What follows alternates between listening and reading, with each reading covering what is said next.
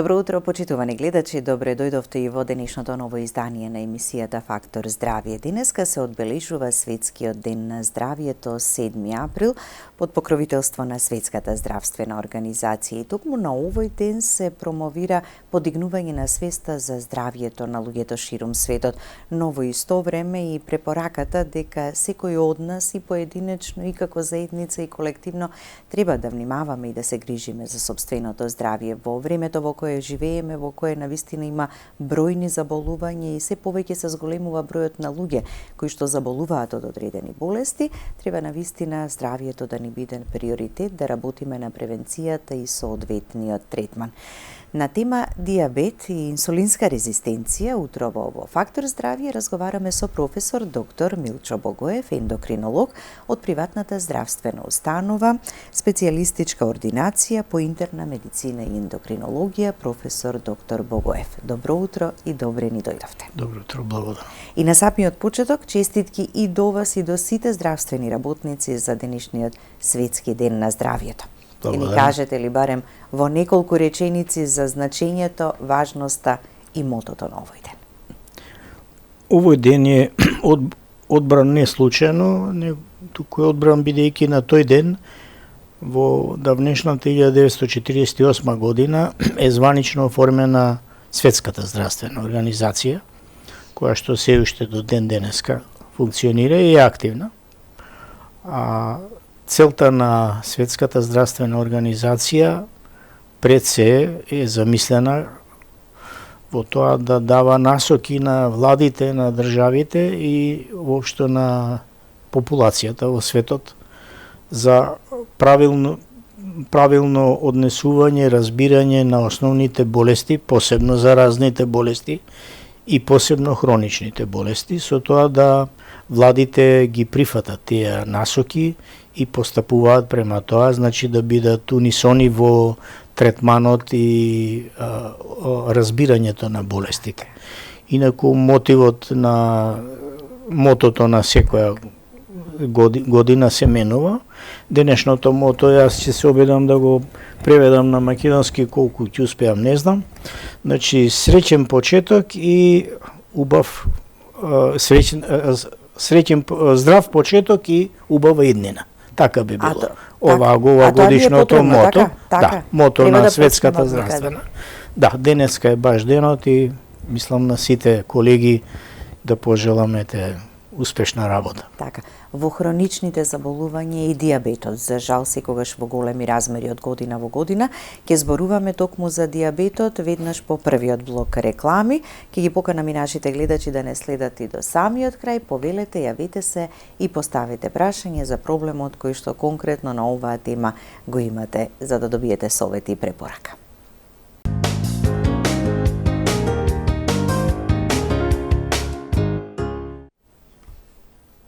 Со професор доктор Милчо Богоев, ендокринолог од приватната здравствена установа, специјалистичка ординација по интерна медицина и ендокринологија, професор доктор Богоев, зборуваме за диабетот и инсулинската резистенција. Професоре Богоев, што велат статистичките податоци, што покажуваат за состојбата и расширеноста, распространетоста, зачестеноста на диабетот и во светски рамки, а и кај нас? Па, нажалост, констатациите не се така розови. Диабетесот зазема епидемиски размери. Денеска не само кај нас, во светот воопшто. Интересно е што е Африка поштедена, има најмал број на случаи забележени. Дали се должи тоа на недоволната статистика или е реално така, јас не би можел повеќе да кажам од она што е званично соопштено. Меѓутоа, во светски размери, јас само ќе ги прочитам така по новите податоци. Значи, во денешно време, овие години, регистрирани 537 милиона луѓе со диабетес или лица со диабетес. Возраста се движи од 20 до 79 години. Таа група е опфатена. Меѓутоа, веќе во 2045 година ќе има околу 783 милиона во целиот свет, што е навистина алармантен податок. ако е нешто за утеха, во тој случај можам само да кажам дека бројките во главном се однесуваат 95% на диабетесот тип 2, кој е поблага форма, меѓутоа е далеку позастапен, за разлика од диабетесот тип 1, кој што е поредок, меѓутоа е многу покомплициран и потежок за менаџирање, за водење. Инаку, од светскиве статистики што беа достапни, што се достапни, најмногу има во Кина, околу 148 милиона луѓе со диабетес, Пакистан исто така, 26% од вкупното население. Највисока преваленца има во Индија, 74,2. Инаку интересно е во европските земји распоредот многу различен, веројатно зависи од расата.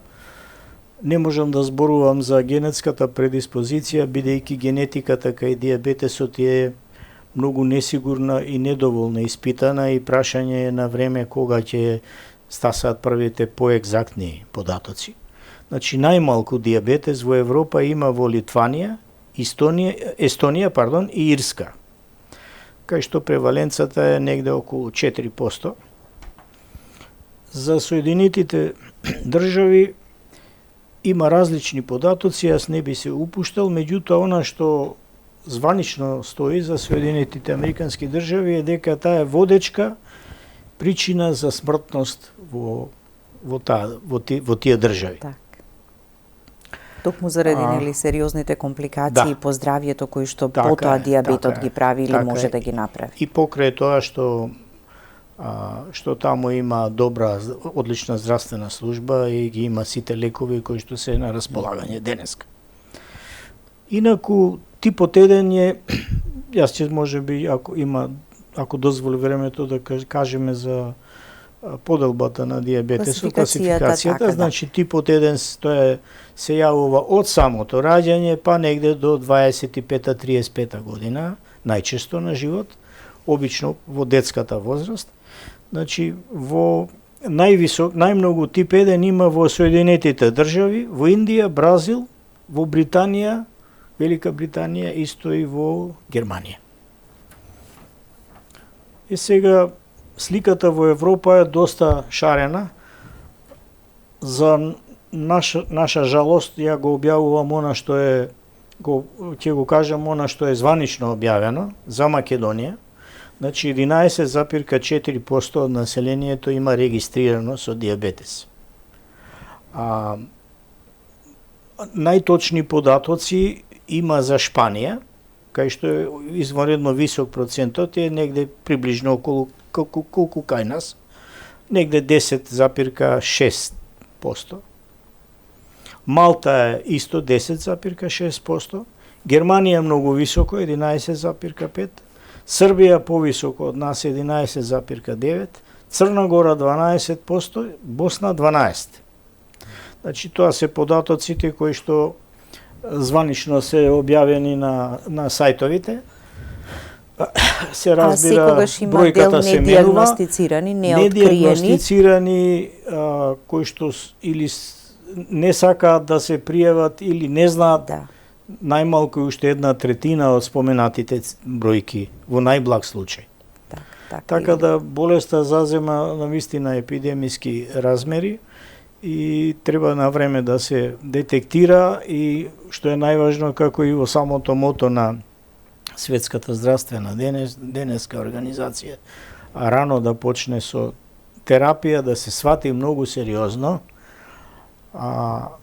Јас на жалост нема да карикирам, меѓутоа морам да кажам дека голем дел од пациентите штом ќе се подобрат гликемиите, послабо се контролираат, не доаѓаат на прегледи, што е најголема грешка, бидејќи прегледите треба да се редовни, за да можат навреме да се откријат компликациите. Само да кажам за едно појаснување за нашите гледачи, дека шеќерната болест всушност ги напаѓа крвните садови и ги оштетува специфично.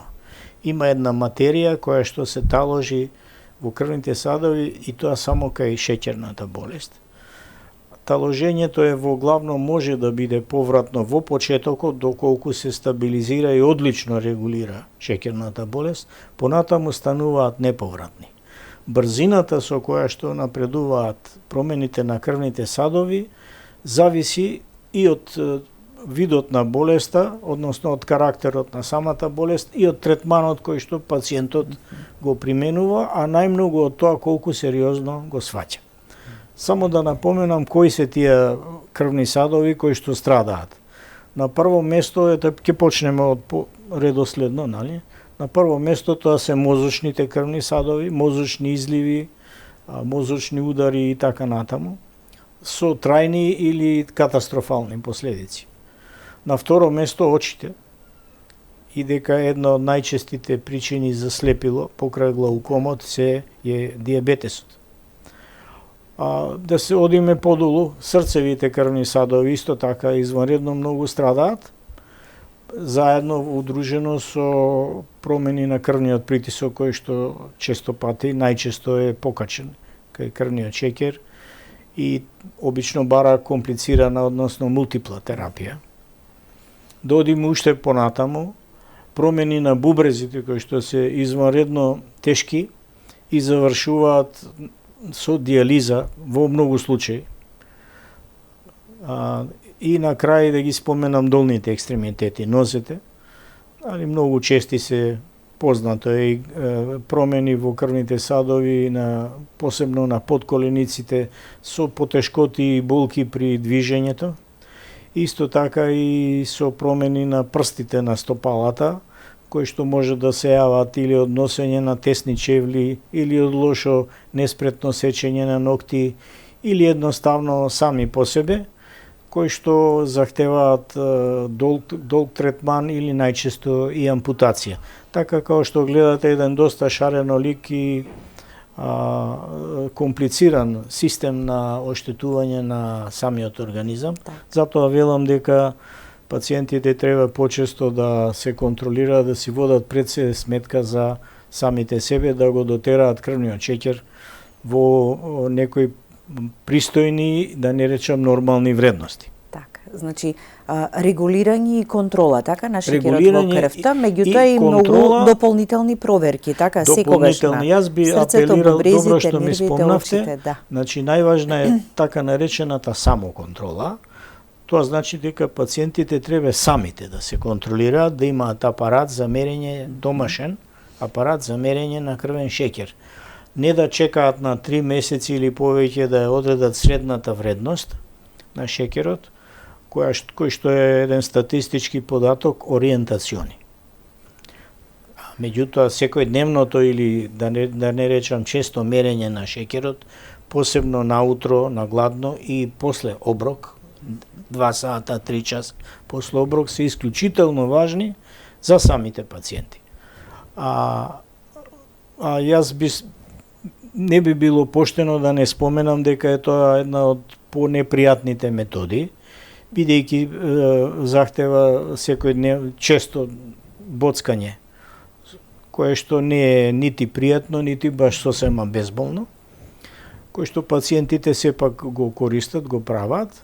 Сакам да кажам уште веројатно дека голем дел од луѓето знаат дека постојат и така наречени сензори, кои што се аплицираат на кожата со мал апликатор во подкожното ткиво, кој што во секој момент дава вредности на крвниот шеќер и може да директно на телефонот, мислам, да се отчита.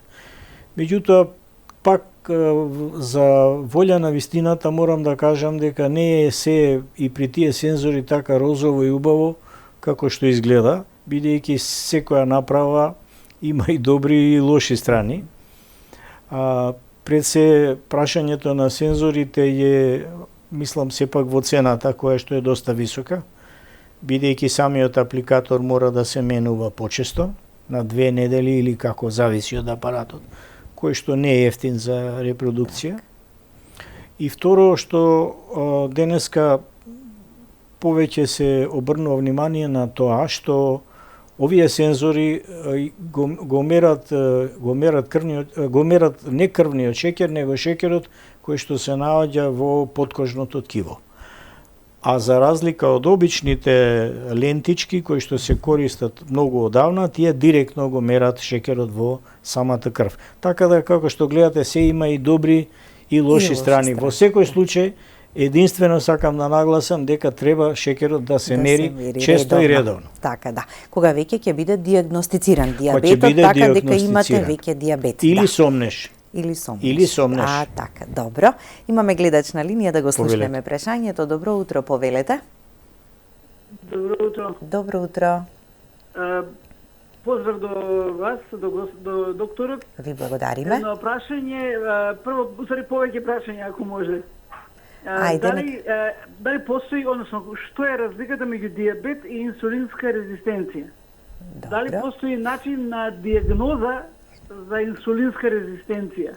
Еве за диабет знаеме, нели, шеќерот ќе го провериме, ќе видиме дека е покачен шеќерот и знаеме дека е диабет. Ама за инсулинска резистенција дали постои начин како да се диагностицира? Значи тоа е едното прашање. А второто прашање, дали глукоза 5:42 и 3 месечен 6:2 е диагноза за диабет? Тоа е Добро. Второто прашање. И третото прашање, докторот сигурно го слушнал лекот Форксига. Колку се препорачува тој да се зима кај пациенти со овие бројки на Форксига. Форксига. Добро. Да, Форксига. Добро, ви благодариме за јавувањето, за прашањата кои што ги поставивте и токму така, нели, веројатно и следствено ќе одевме и со разговорот. Ајде за инсулинската резистенција, така навистина да појасниме пред гледачите што е всушност. Добро, за тоа можеме да посветиме една друга емисија, бидејќи прашањето исклучително сложено и современо. Да. И тоа е главна мета на сопнување денеска во современата диабетологија. Инсулинска резистенција буквално би значило дека количествата на инсулин кој што ги лачи организмот, односно панкреасот, се недоволни за да ги задоволат потребите на гликемијата. Значи, гликемијата останува висока или останува во граници на нормала или блиску над горната граница, меѓутоа концентрациите на инсулин кои што се излачуваат се високи и тие можат многу лесно да се одредуваат, грото лаборатории тоа го прават. Што е, да речем, да симплифицираме што значи инсулинска резистенција? Инсулинска резистенција е болест со свое потекло, што би рекле sui generis, а причините се делумно познати, делумно не. Јас ќе наведам некој од нив и ќе кажам што точно носат како последица. Значи, денеска најчесто се смета дека додатоците во современата исхрана, кои што ги има преку 4000 нови, кои што организмот не ги познавал досега, ги изменуваат рецепторите, односно приемниците на самите клетки кои што треба да го прифатат инсулинот за да оние обави својата работа, за да ослободи мембраната, за да може да ги активира инсулинските рецептори и за да може да транспортерите сложење процесот да ги внесе, да едноставно да го внесе шеќерот во клетката кај што треба. Овие хемикалии, додатоци на храна или како сакате, конзерванси, било како, не? Се фаќаат дел за тие рецептори и ги изменуваат. Грото од нив ги изменуваат трајно. Така да вие може да ставате инсулин колку сакате, дејство нема да има. Значи, тоа е едно од причините. Втора причина е слабото движење, односно неможноста на недоволна физичка активност. Едноставно. Да. Луѓе кои што седат денеска се повеќе компјутери има, да не спомнам телевизори и така натаму и така коли. Значи слабо движење, бидејќи со тоа слабо движење ние немаме доволно потреба да ги активираме клетките да го примат шеќерот внатре, бидејќи се потребите мали. Значи секое движење е добро дојдено, со движењето се активираат тие така наречени рецептори или приемачи на клетките за да може на тој начин полесно да влезе шеќерот внатре, не да остане надвор во крвта и да биде висок и да прави проблеми. А други фактори се разни генетски фактори, има вродени аномалии генетски, јас не би ги напоменувал бидејќи се исклучително ретки, кои што идат со висока инсулинска резистенција, кај што имате троцифрени, четвороцифрени вредности на самиот инсулин, меѓутоа не допираат до клетките, на нив не би се упуштале.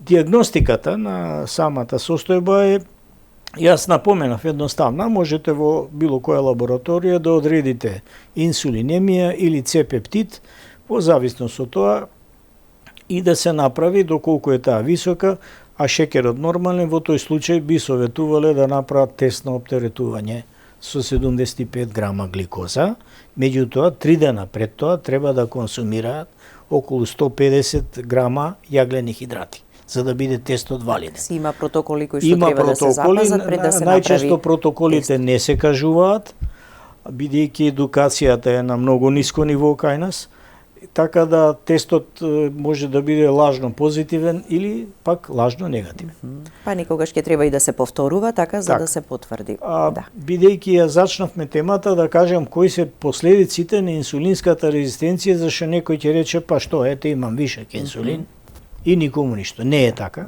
Треба и него сериозно да го сваќаме, бидејќи еден предвестник на дијабетот, така или така, или иде заедно со дијабетот. Може и заедно.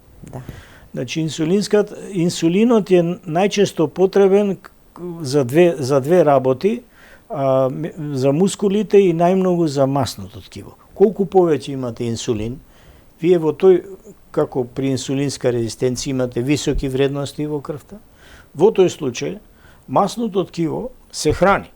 И тоа станува се повеќе и го гледате човекот го попушта каишот. Меѓутоа, тоа не е ни толку опасно отколку таложење на мастите по органи, како што е на пример црниот дроб или што народот го вели замастен црн дроб. Тоа е основно при инсулинската резистенција. Значи исто така се таложи и во срцевиот мускул. Може да се таложи и во бубрезите и така натаму. Значи тоа е едно таложење кое што може многу лесно со ултразвучен апарат да се докаже, посебно на црниот дроб, и тоа се вика МАФЛ. Да не објаснуваме, понатаму би требало многу време. Интересно е дека сумо играчите кои што имаат огромна тежина преку 150-200 кила и така натаму, тие немаат таложење на масти во внатрешните органи, само во подкожното ткиво. И кај нив немаат дијабетес, а имаат инсулинска резистенција. Значи тоа е посебно, како да кажем, од вежбањето и други елементи играат различни улога. Меѓутоа кај нас тој спорт не е развиен. Значи тоа е тоа. Сега реков замастен црн дроб, покачени масти, посебно триглицериди, бидејќи резервите на енергија, освен преку гликогенот, се собираат и во триглицеридите и се таложат и во црниот дроб најмногу, меѓутоа и по крвните садови. А некои сметаат, и веројатно е тоа така, дека триглицеридите се многу поопасни од самиот холестерол. И треба да се третира. Значи, спомнавме замастен црн дроб. А многу повеќе не плашат високите вредности на холестерол, така, кога ќе ја видиме крвната слика. Така е. Значи, триглицеридите, замастување на црниот дроб, исто така покачен крвен притисок и шеќер, односно шеќерна болест. Па мислам дека е доволно. Има и повеќе. И пораст се разбира на телесната тежина. Сега во лекувањето на инсулинската резистенција, бидејќи е тоа процес кој што е исклучително сложен, и јас би ги ставил на прво место лековите кои што делуваат внатре во самата клетка, како би можело да се активира дејството на самиот инсулин. Значи тоа би биле пипар гама агонисти, кои што на жалост поретко се даваат од X причини. Бигванидите со исто така кои што се може да се даваат и многу се даваат, меѓутоа успехот е многу далеку поскромен. И се разбира движење, односно физичка активност и контрола на самиот крвен шеќер. Така да. Имаме уште едно јавување, па ќе погледнеме уште еден блок реклами. Добро утро и за вас. Повелете. Здраво, биле. Повелете. Вака сега поздрав за тебе и за професорот. Јас се пускам 2 пати инсулин, ама и ми најдоа некоја болест на неврологија, невропатија. И ми дадоа некој да пијам на шеман ниврак. И сега дојдов до 2 пати навечер да пијам апчиња, 2 пати на сабајля. И мене шекерот дали од нив ми е висок. Многу ми е висок, дури 18, 17 и покатив 38 кавам на сабајля, јас сум со еден бобрек. 38 на сабајля и 28 на вечер. А не ми бил така шекерот. Да, добро, да, ви благодариме за јавувањето. Доволно беше ова, има уште еден гледач чека на линија. Да го слушнеме и неговото прашање, па на двајцата ќе одговориме. Добро утро и за вас, повелете. Ало, добро утро. Поздрав до вас и до докторот. Сакам да го прашам нешто, јас имам скриен шекер, ама не ми кажа така да јадам благо многу, значи може што вика докторот грешно, ама ми покажа после 2 сати 8,2. И сега ме интересира, докторе, јас тогаш ми покажа 8,2 и сега го проверувам повремено, нели? Ми се случува после јадење компир, еден да речеме 2 компира од прилика печени урилна, мене ми е после 2 сати после компирот шекерот ми е 11-12, а после онаа чаша шекер ми беше 8,2. Тука нешто сум во дилема, како да кажам, да ми објасните зошто компирот толку ли многу има шекер, и ви благодарам на одговорот. Ви благодариме и ние вам за јавувањето. Останете со нас да погледнеме краток блок реклами, па ќе ги слушнете препораките и советите кои што ги поставивте во прашањето до докторот. Останете со нас.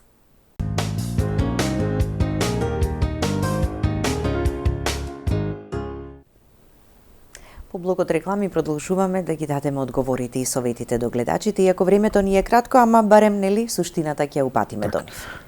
На првата гледачка јас останав должен за лекот Фарксига или Форксига. Тој е во последната група на лекови преку уста што се земаат за регулирање на крвниот шеќер. Се разбира не е за секого, мора да има индикации. Лекот спаѓа во групата на SGLT2 инхибитори. Значи делува на ниво на бубрезите, со тоа што го спречува враќањето на шеќерот назад од бубрезите во крвта и самиот шеќер се исфрла преку бубрезите. Индикациите треба да ги постави ендокринолог. И лекот има и добри и лоши страни, не би навлегувал во тоа, како и секој друг лек. Што се однесува до втората особа која што има двоцифрени вредности на гликемија, а прима инсулин, веројатно има и прекумерна телесна тежина, према зборувањето и по интуиција, и сметам дека прво што треба да направи, да се јави на доктор да и даде упатство точно за исхрана, што и како да јаде, да ги смали огромно во големи количини дозите на инсулин кои ги прима и дали треба да го прима, а тоа што го има невропатија, тоа е една од најпознатите компликации на шеќерната болест. Значи, треба прво да го регулира шеќерот, инаку нема да има никаков успех во лекувањето на така наречената невропатија. И остана уште... Каде третото? Третото да. Беше... Храната. Да, храната. Начинот на исхрана, што да се внесува, што не. Така е. Во врска со исхраната треба да се јавите исто на ендокринолог и да ви даде точно упатство што, како и колку да јадете, да ви ги објасни така наречените лебни единици. Без тоа да го сватите и прифатите, нема да има успех во лекувањето на вашиот шеќер, а мерите го кај сакате. Тоа се некои работи кои на вистина така треба основни љубаво работи, добро да им без се тоа, објаснат, знаете, вие да се патувате применат. инаку со брод, без компас. На отворен океан не знаете каде. Значи, основно е да сватите колку и што треба да јадете од храна. Така, да. пред самиот крај, класификацијата на дијабетот. Ке имаме ли време да го споменеме Само и кратко. тоа? Да. Класификацијата е многу, да кажам, променлива денеска. Главно се 2 или 3 типа кои што се познати и се стандардни. Значи, тоа е тип 2, кој што е најчест, се јавува кај возрастните. Тип 1 се јавува од самото раѓање до негде 30-та, 35-та година. А третата група е гестацијски дијабетес, кој што се јавува во бременоста за прв пат, не порано. Ако би имало порано, тоа веќе не е гестацијски. Гестацијскиот дијабетес има два краја. Може да остане како дијабетес и може да се повлече комплетно. Меѓутоа, може при наредната бременост повторно да се јави. Трета група која денеска, четврта би била, која денеска се исто така споменува, тоа е така наречена генетска форма или монозиготен дијабетес, кој што се јавува со самото раѓање. Значи, бебето се раѓа со шеќерна болест, што порано беше невозможно. И на крај би спомнал лада дијабетес, не да се мисли на автомобилот лада, тоа е кратенка. Значи, тоа е, кратко да кажам, едноставно дијабетес кој што се јавува во зрелата возраст, меѓутоа има особини на дијабетес тип 1 и захтева веднаш употреба на инсулин. Особата почнува да слабее, значи тоа е тој тип преоден, лада се вика, кај возрастни особи. Се разбира, има и дијабетес кој што е придружен кај ретки генетски аномалии, медикаментозен дијабетес, кој што се јавува при употреба на разни лекови, кортикостероиди и така натаму, и цитостатици и други. Значи, во главном тоа би било. Интересно е што има се повеќе деца кои што би требало да имаат тип 1, меѓутоа имаат тип 2 бидејќи се дебели.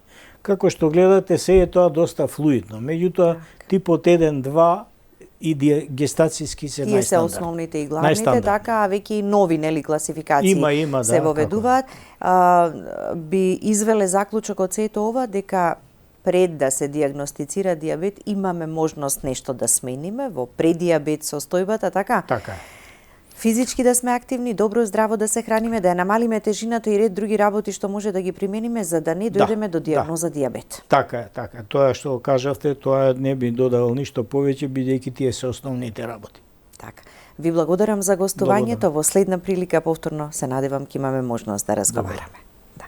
Благодарности до вас, почитувани гледачи, за вниманието со кое не следевте. Останете и понатаму со програмата на ТВ24. Имајте убав и пријатен ден.